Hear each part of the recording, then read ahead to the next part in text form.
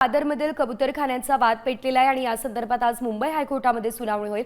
दुपारी 3 वाजता मुंबई हायकोर्टात सुनावणी पार पडेल। मुंबई महापालिकेने कबूतरखाना बंद केला आणि या कारवाईला काही नागरिकांनी विरोध केलाय। या संदर्भात आज सुनावणी पार पडेल।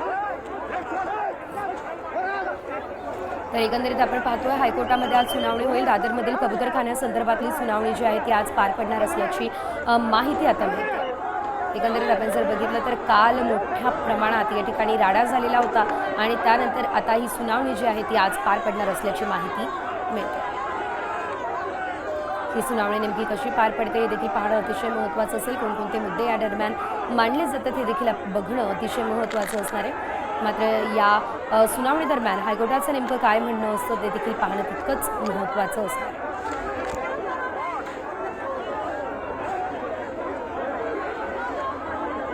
एकंदरीत आपण जर पाहिलं तर या ठिकाणी हा कबूतरखाना जो आहे तो काल थेट या आंदोलनादरम्यान या सर्व आंदोलकांनी उघडून दिलेला होता आणि त्यानंतर पुन्हा पक्षी या ठिकाणी येण्यास सुरुवात झालेली आहे। मात्र यानंतर आता हायकोर्टाचं म्हणणं बघणं महत्त्वाचं आहे। या संदर्भात अधिकचे अपडेट घेऊयात आमचे प्रतिनिधी विकास मिरगणे यांच्याकडून। विकास, कालचा जो राडा झाला त्यानंतर आजच्या सुनावणीकडे सर्वांचं लक्ष आहे, काय नेमकं होऊ शकतं सविस्तर?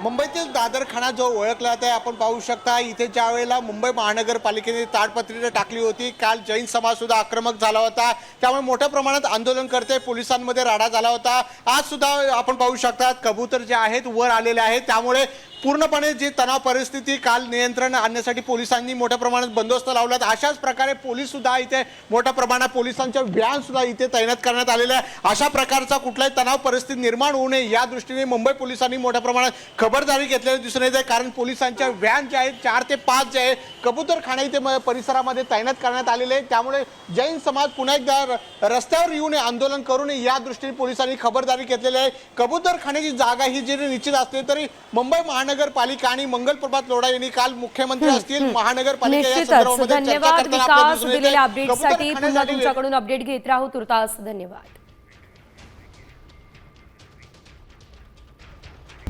आता isakal.com आहे देशातील नंबर 1 ची मराठी न्यूज वेबसाईट।